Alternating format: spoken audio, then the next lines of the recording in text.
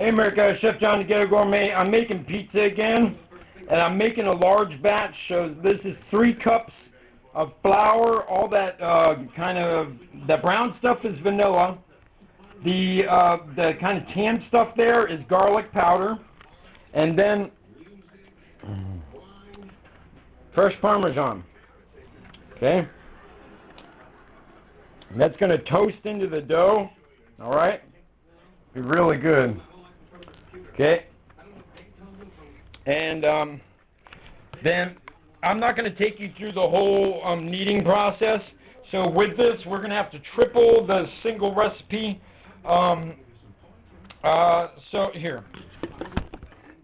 Today I'm doing it by hand because I've done it enough times that now I can do it by hand.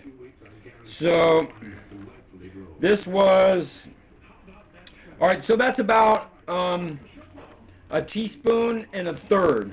So each time we were using about a half a teaspoon to 3/8 of a teaspoon. And since I put all this extra stuff in there, I'm going to need some extra rise out of this. So we're going to go a little heavy on the yeast.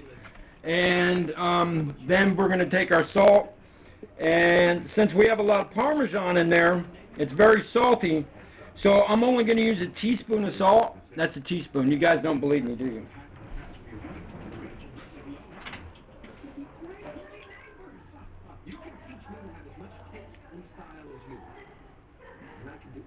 All right, that's...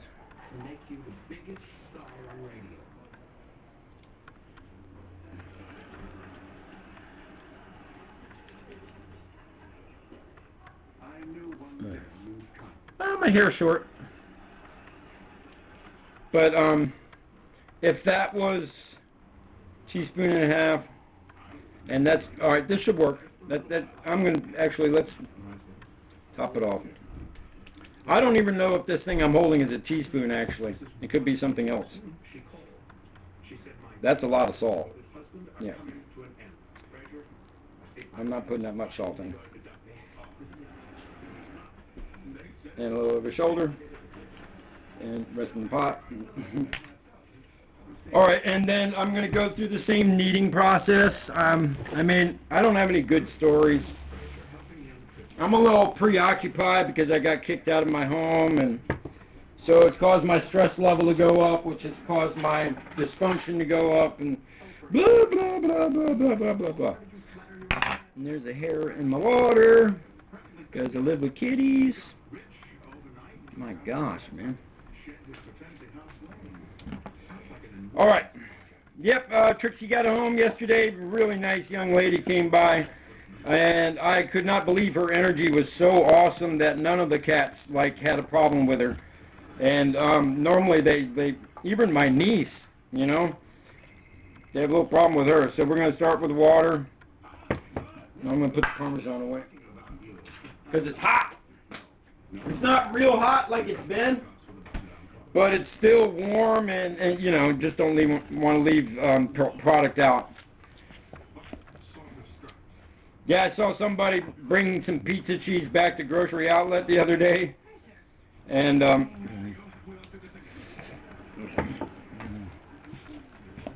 it was, it looked like it just been set in the sun in the the back of the car for a little too long, and it was all melted, But yeah, it's hard to blame people when it's this hot, you know what I mean? Grocery cart is such nice people. They allowed the return, and it's $7. When you're poor, $7 worth of food stamps makes a lot. Especially if you're buying product that's if you're buying pizzas. I'm hoping that I'm really inspiring some people to make their own pizza, and I've shown you how easy it is. Okay, the hardest part is the kneading. But you've seen it. This is going to be the third time. Boy, that's a sticky. That's a sticky dough. That's a sticky dough. I want a little stickier. A little stickier. Oh, that's way sticky. That's a sticky dough. All right. Okay, how am I going to get that out? I'm going to put some more flour in there. Alright. So I've shown you how easy it is. And so I'm making pizzas that basically, you know, one topping pizza at all these places costs $5. You know, the pizza's numbers are always, in food cost percentages, in a regular full-service restaurant, where you have, nice quality food, in your regular bistro restaurant, I'm not talking one of these big corporations, right? I'm talking a regular bistro restaurant. Your food cost percent is 33% usually. 1/3. 1/3 goes towards the labor, and 1/3 goes towards the food, and then the other third goes towards taking all the overhead, electric, all that, So, so when you have pizza, because the dough costs so little, all right, you get down in the teens in percentage on food costs, which is actually, it's a huge moneymaker. It's a huge moneymaker. So even if you're going and buying a $5 pizza and you think it's a real deal, it probably only costs them about $1.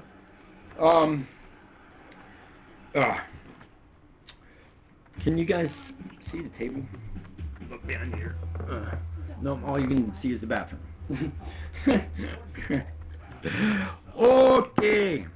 Good thing my bathroom's clean, right? Yes. Grandma said, you better have a clean bathroom if you want to have some ladies over. Grandma Lucille, she was the best. She's on that One More Hug from Grandma with DMX, and you know, and I showed you pictures of my life and all that.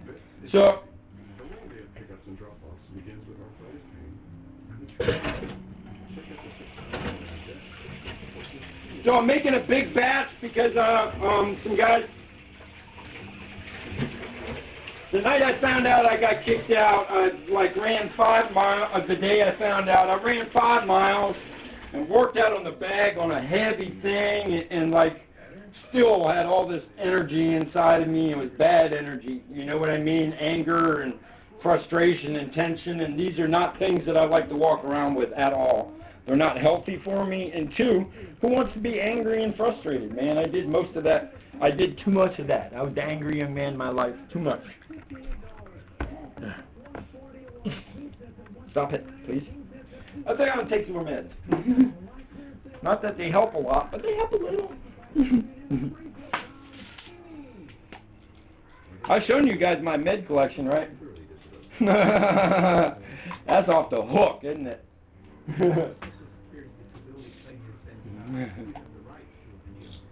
My med bottle collection.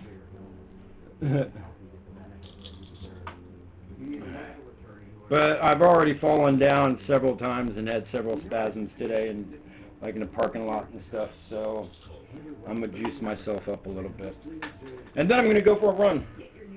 Itchy, itchy, itchy.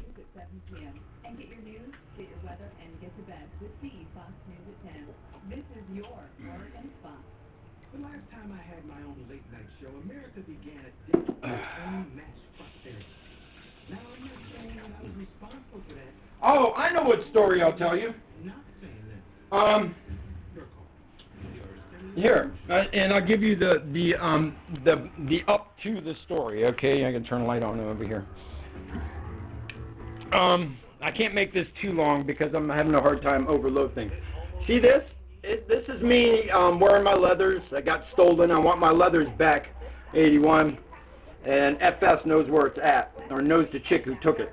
But anyways, besides all that, alright, so the first line says, if only one person shows, not counting a reporter and a photographer, and 2 friends for the launching of your memorial for those lives who have been lost to homelessness, alcoholism, or drug addiction, you could do worse than having that one person being the mayor. That mayor is Mayor Kitty Percy. She's the most amazing mayor here in Eugene, Oregon.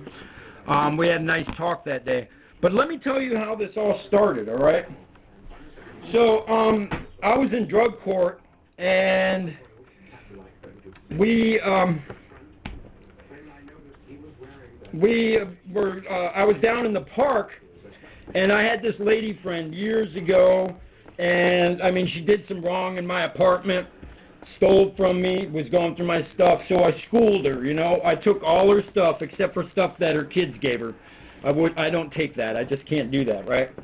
Well, she was a heroin addict, and so years later, this is about 2 years later, I'm in drug court, and I'm downtown, and I get the impression, somehow I get a message that she's dead, right?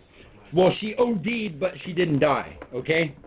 And so I wrote to Mayor Kitty Percy, and I wrote a letter and said, because I started getting this beginning of this idea about raising the awareness of the community to these deaths, right? And 63 names are on this board. There's only 25. If you add all Lane County up, there's maybe 280,000 people, 300,000 people at the most, all right? That's a sticky dough. Look at that. My table was clean, wasn't it? I didn't see any specking on it. I did. All right, we stop.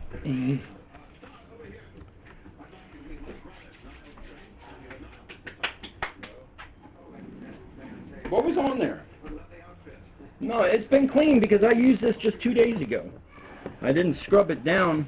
I scrubbed it down afterwards, and the only thing that's been sitting here has been stuff from the store. So I'm going to keep working this. All right. So anyways, so I write this letter to Kitty Percy, and she directs me to Johnny Medlin, and I get one of the guys from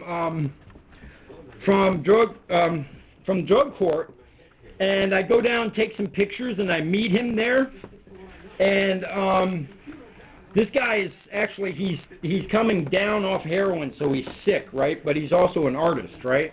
And he wanted to help out. And so he came down, and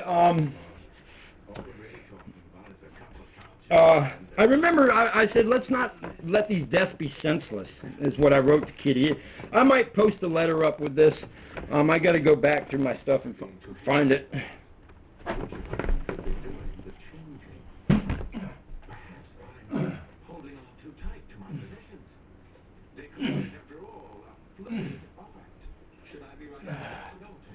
Yeah, it's been happening all day. So anyway, Johnny Medlin is the head of Parks and Recreation in Eugene. Or not Parks and Parks and Recreation. Yeah. Or Parks. And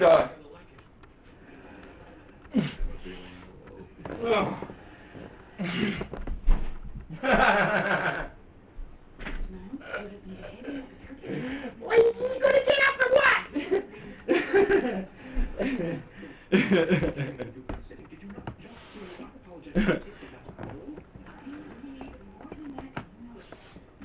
I'm not shaking my head that I'm not gonna get up. It's just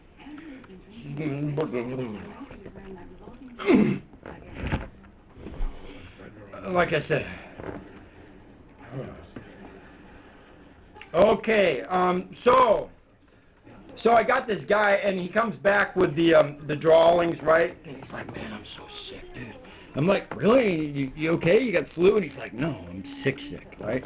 So this guy went and made these drawings that I could take to Johnny Medlin to show him exactly what it was going to look like when I created this.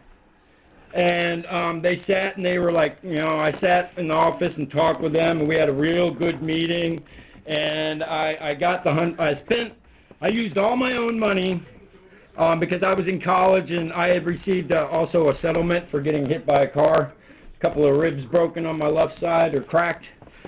And so I used my money to buy all the stuff for this and put down the $100 needed for and you know that you have to put down a $100 deposit. I got the locate people to come out and mark all the electric things before you dig and all that, and got my buddies to help me create it, and made it here in Springfield actually, and then drove it all the way down to Eugene and put it in the ground. And 63 names, man. And I talked to my father about this because he's done a lot of things like this in his life. And he goes, well, they're good. He says, don't talk about yourself. Keep turning it back to the memorial. And that's what I really tried to do. Now, there are people on the memorial, some I can still remember, who will be in my book. And if once I've got the memorial photographed, all the names. And some of these people I knew intimately, you know what I mean? They were my friends. Yeah, they were my drug dealers maybe, but they were also people, all right? So Dawn, who died, you know, I told a story how she spent, I set her up with this guy, the one guardian angel that I talked about. I'm going to reopen that story. I really don't care what Springfield thinks about me anymore. They're going to have to hear the truth, you know. And maybe if we get some real screaming truth out, it'll be a catalyst for change. So,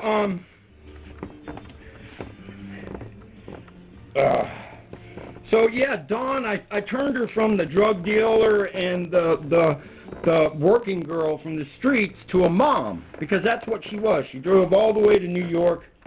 That was her street name. To get her daughter to spend her last summer with her daughter. I guess Dawn knew that she wasn't going to be here that long, you know. Dawn was also stabbed 21 times by a serial killer here, and survived because she fought back. And she put a serial killer in prison. He's on death row right now, because he was killing whores here. And this was happening in 2005. I told you about that too, because we have serial killers who work the river here during the summertime, and they get the homeless people. And 2005 was like, there was actually a single guy going around killing the whores, and then a group, which I ran into one night. They tried to take me out.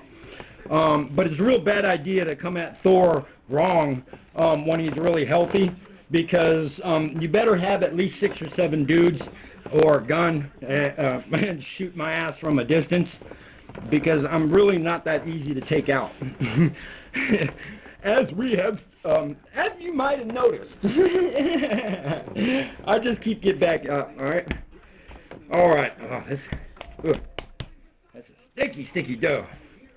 Alright, so I'm making this dough for the really big pan, okay? And I want it to go all the way to the edges, and I want it to be nice and thick. And let's take a look at our window, okay? So yeah, I got the memorial up and made it into the front page of the City Region. That's what I was showing you. See that window there? And it almost tore straight, okay? It was a little jagged, so we're just going to work it a little bit more. Songer. And I'm sorry you guys got to wait 5 seconds to see my videos. I was showing somebody a video the other day. I hope I don't get in trouble by that. I'm not clicking on the ads. I'm clicking on my own videos to show to people, and I hope that's okay, Google. I would assume it would be. You know what I mean? But anyways, yeah, man, and like there are other people on there, you know, a buddy of mine who, him and his girl both died in the same year. And all right, so this is 2005, yeah, or 06. And yeah, I had stopped by their house and I had dropped them off I was dealing a little meth, not much. I mean, I'd get a 50 sack and I'd, you know, give a 20 sack to somebody or something like that. I wasn't no big time, you know, drug mover at that point in my life. I was for a very short time, but that was a very short time, like I said.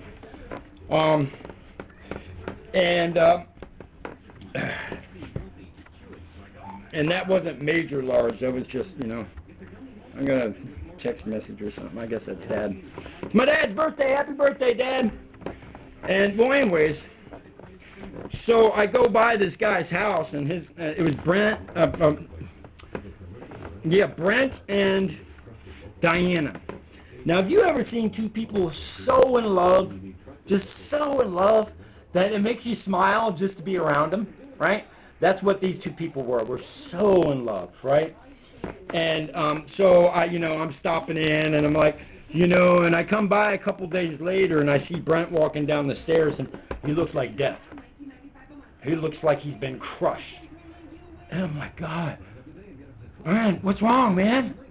He's like, you here? And he breaks down right there. He's like, Diana's dead, man.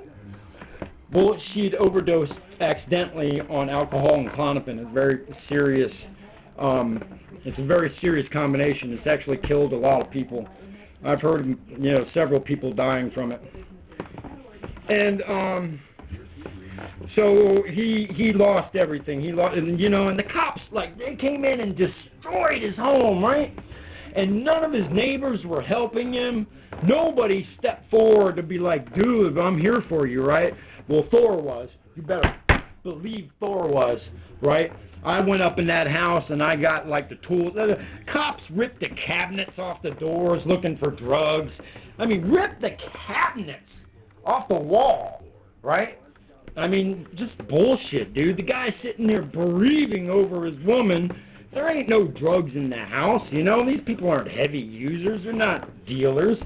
The girl overdosed on Klonopin and alcohol, and the Klonopin was her prescription, all right? And I think this is going to have a good window on it. Let's get our... let's test it, right? We know how to do it. Let's test it. And Brent got back involved with heroin, and he was dead within a year. But I kind of knew that was going to happen because he lost his soul. He lost when she died, he lost everything.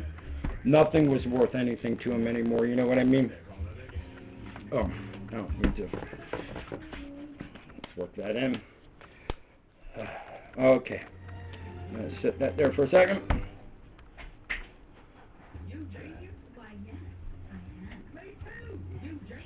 You genius? Yeah. That's a friend of mine on Facebook. I walked through Gateway Mall and finally found their store. Kind of cool. But they were out doing the store was closed that day. Otherwise, I would have said hello to the owners. Yeah, that was my first memorial. And that's what I did was I told names about people. And then Kitty's tugging on my arm going, tell them what you really want to do. And it came out wrong. It came out way wrong, right? Because I didn't explain the whole concept beginning to end. I said, I want to take all the drug money and put it back into helping children, Well, if you use the marijuana, if marijuana becomes legal here or anywhere, all the proceeds should go directly into children's programs. No ifs, ands, or buts about it. Anybody who opens a cannabis selling, it should be written into the law. All right, if this is we're going to start legalizing marijuana, it should be a federal law saying all marijuana is not a commercial wholesale. It's not a business. You must make it a non-profit, and all proceeds must go towards children's programs. And because if you want to really make a difference, then you make it with that law. You come straight at them and say, look, this is what I want for my babies. If you're going to put drugs on the street that are considered as a gateway drug. We'll talk a lot more about that because addiction takes many stages, all right? It's not like you smoke some pot and smoke some crack and you're addicted. It doesn't happen like that. You go through experience in your life that's a hard experience, and put a little olive oil in this. I'm putting a good chunk of olive oil in there. You go through an experience in your life that, all right, there we go. And we're going to cover that. and we're going to let it rise, and I'm going to go for a jog and do some work for the church, and then go to my buddies later, and we're going to have a nice pizza dinner. But I'm also got to get a can of tomato sauce. That's right. Dang, I was saying something that was really important. Oh, about all marijuana and all that. Yeah, so what I did was I turned these people into real people, all right? They weren't homeless people anymore. They weren't drug dealers anymore. They were mothers. They were lovers. They were part of the community. They're citizens, man. Even if they're on the wrong side, they're still citizens, and most of these people are hurting bad. Something screwed up in their life, you know? That's the reality of addiction. It just doesn't happen overnight. And when you're homeless and you're addicted, as I said to the guy, I said, dude, when you're homeless and you get high, you're not homeless that day. You're high, okay? All that goes away. But when you come down, you're further away from being able to get back into the regular community, because say if you were looking for work over here, right? Then you get high for 3 days, and then all that work looking and that 3-day period, or maybe it becomes a 5-day period because you get high twice, all that time period you've lost all that momentum that you had here, and you built up all this shame in here when you're using. And then when you get to this line right here where you want to try to go back out and start looking for a job and getting yourself right, and you've lost that momentum, you've got shame inside of you, you're mad at yourself. Maybe somebody, people in the community have seen you and like, oh, that dude's high, man. You know, and you don't get that community support that you need, because you need, when you're looking for a job, you need support from the people walking down the street. It's, you know, just, you need a kind of support. Well, anyways, I'm going to roll this all up. Chef John, Ghetto Gourmet, I want you to eat better in your home. I hope you enjoyed that story. I'm going to start getting real with some of my stories and telling them in little pieces like that, things that mean things. But also, I'm going to keep this show a little bit more about cooking, even though Dad says my stories are great, and Dad's pretty, you know, he's, all right, but he's got huge heart. I mean, he marched with King in Selma, Alabama as a white man, and that says something. He was willing to put himself in harm's way, just like all the other Afro-Americans. And that was when the civil rights, everything changed. At Selma, everything changed. He wrote a story about it. It's in my Facebook. You'd have to get to my Facebook and scroll back to last year.